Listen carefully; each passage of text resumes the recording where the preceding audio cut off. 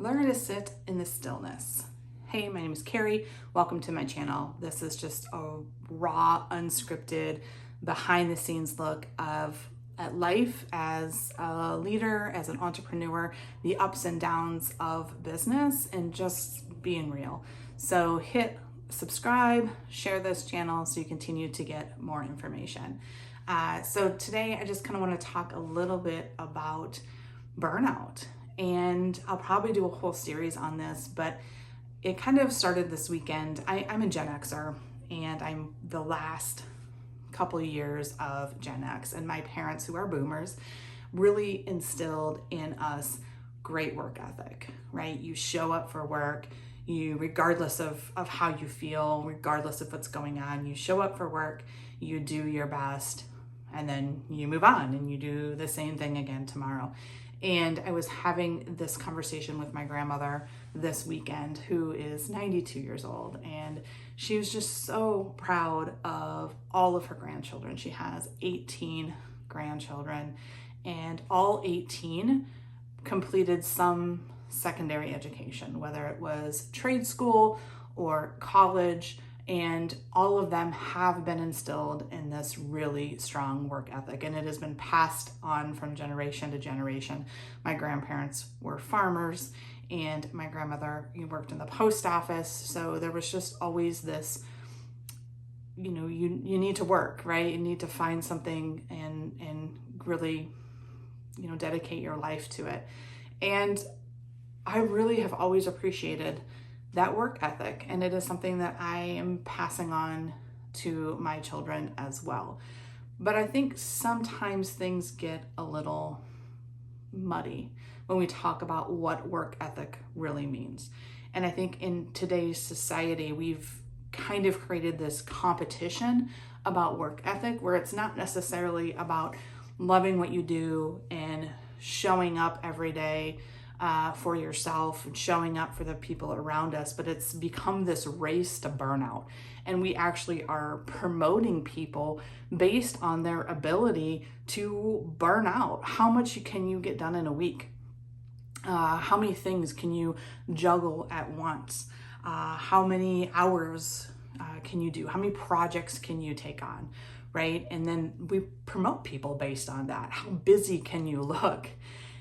And as I'm, thinking about this, just even in my own experience, because I grew up this way and lost sight of what really it means to have a good work ethic, and really got in the cycle of, I need more than one job, right? I need to be busy. I need, if I'm, at home doing something, I'm not busy, I'm not being productive. I need to continue to get up and do stuff.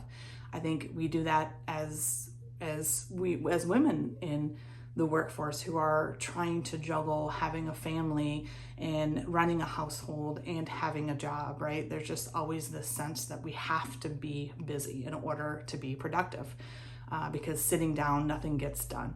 And I've realized, as I've gone through burnout and had to totally shift my life, I've also had some serious health conditions that have required me to take a second look at how I take care of myself. And I think in today's society and today's work environment, it's not about competition. It's not about the fastest to burn out. It's not about how busy you can look. It's really about how consistent you are. How consistent are you when you show up? How consistent are you when you're leading a project and you're leading a team, right? What can people expect from you? Do you hold yourself accountable? Do you hold your team to the same standards? And within your team, right? Does everybody understand the clarity of what we're working on, that they're clear on what you expect from them, that you're on this journey together? And I think, again, as we're thinking about this whole shift in returning to work, returning to the office, I almost wonder if some of this isn't related to that, right? That I want people to be in the office, not because I don't think they can do their job at home, not because I don't believe in their ability, or, you can tell whether or not somebody's being productive. I don't know that that's real hard to say, for somebody who's working from home to be able to say, look at the work that I've done, look at the things that I've accomplished. These are the things that I'm being held accountable for. I can say that I've done them. What is the purpose of coming back to work? And is it this mindset that we have to look busy? And if I can't see you being busy, then I don't think you're being productive, right? And in the same on the flip side, right? Maybe we have people who aren't meeting their deadlines or who aren't getting things done. That's happening both in person and virtually as well. And then is it really a work thing? Is it a communication thing? Is it, we've got a wrong person maybe in the wrong job? But I think as leaders, we have to really take a pause and think about what it is that we need to be consistent. And again, not looking for burnout, not looking for the most, not looking for more than I can handle, but what does consistency look like? And how do you take care of yourself in that? I think we need to really start modeling in leadership what it looks like to lead yourself. And how do you show up for yourself? How do you take the time to recenter? So since I have, had my burnout and started my business and really started changing the way that I look at myself, the way that I lead, I put a lot of practices into play. And from the time that I get up, I used to just roll out of bed, get ready, and jump right into work. And I take that time for myself. There's something that I do to move my body, to slow down, to let my body wake up, let my mind wake up, maybe read. I take time in the middle of the day because I am not a morning person. Like I can't get up at 5 o'clock in the morning to work out. My body's not awake. My mind's not ready for that.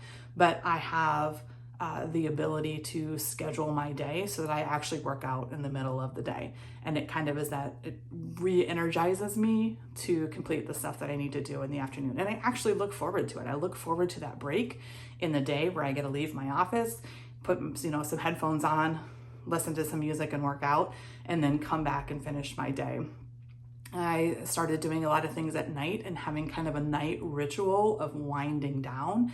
And maybe it's journaling and some hot tea, but just shutting things down so that when I go to sleep, I'm getting those hours in that I really, really need. And I travel a lot. So my routine that what I have at home sometimes looks a little bit different when I'm on the road. So sometimes I'm in a hotel taking advantage of, the workout facilities there, which a lot of times it is in the morning.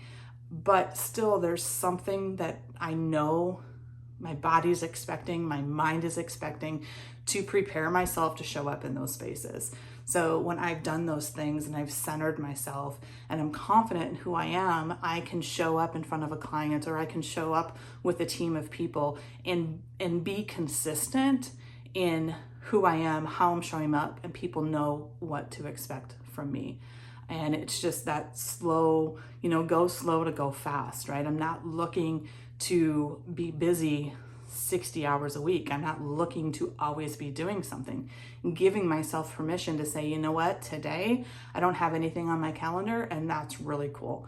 So I'm going to sit outside on my patio, or I'm going to call a friend up and go to lunch, and not feel guilty about not always doing something. And I think the new generation that's coming in has been watching us, right? Our children have been watching us as we watched our parents.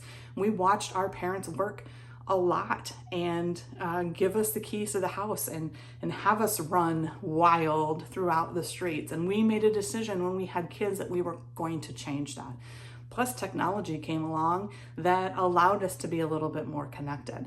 And so technology is changing for our kids as they're getting ready to come into the workplace. They're finding more efficient ways to do something, and they're watching how we show up. And they're no longer wanting a life that we're creating, that they see us stressed out. They see us burning out. They see us being one of the most unhealthy generations that's come around in a long time. So let's be open and let's talk about the things that we can do to learn from generations before us and the generations coming after us, and what do we need to do to really model the behavior that we're really wanting for the next generation. So until next time, we'll see you.